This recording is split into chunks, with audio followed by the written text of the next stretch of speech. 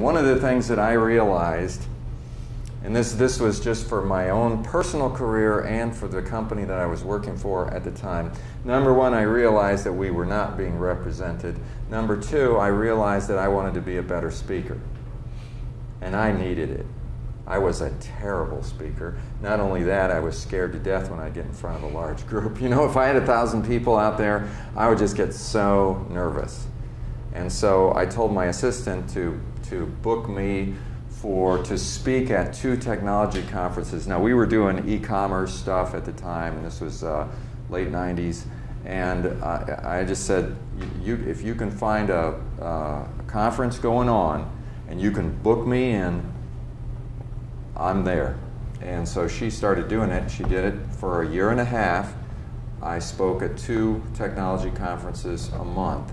And I got to tell you, that year and a half and all those, it transformed my ability to speak in front of audiences. And I have to say, because there were so many people in those audiences, it probably had a lot to do with our ability to get in front of decision makers that we wouldn't have gotten in front of otherwise.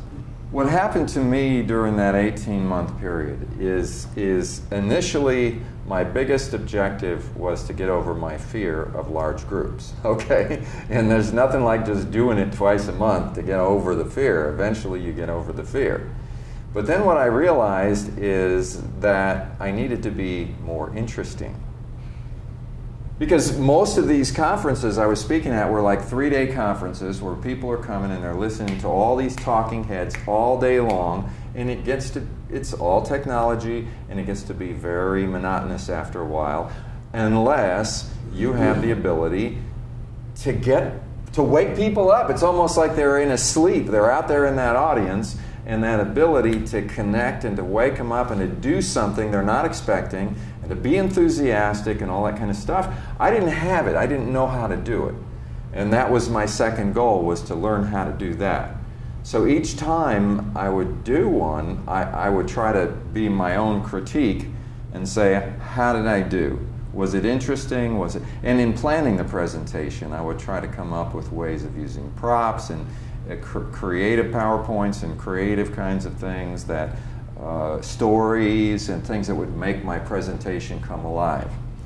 The last thing that was a big deal for me was that it's sort of along those lines, but it's that ability to connect with people. What I realized was that in doing the presentations, I was very focused on the material. I was very focused on the message.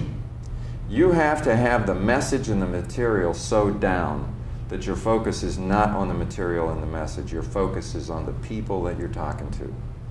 And it's hard to connect with 1,000 people simultaneously. It is. So what you have to do is you have to connect with people through the course of it. In other words, if you're 1,000 people, I'll look at somebody over in this section. So it might be you, Bruce, and I'll talk right to you.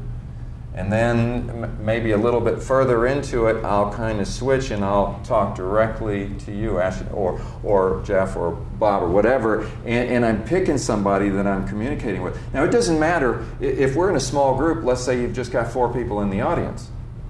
You got to do the same thing, and now you're going to connect with every single person. So at different times, you're going to be talking to them, and you just almost have to imagine that when I'm looking at you, there's just you and me. There's nobody else.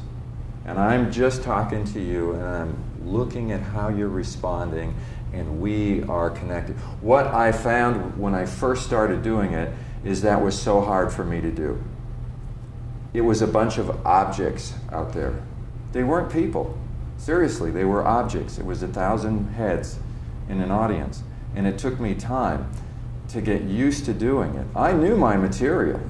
I always knew my material, but I was so much conscious of trying to deliver well and so forth. You've got to get it to the point where you don't even think about your delivery. You're not thinking about anything else. You're just having a conversation and connecting with somebody, and those are the most powerful presentations that you'll ever do. And in the small group context that most of you are dealing with, it's easier. It's definitely easier. But don't ever underestimate the power of habit.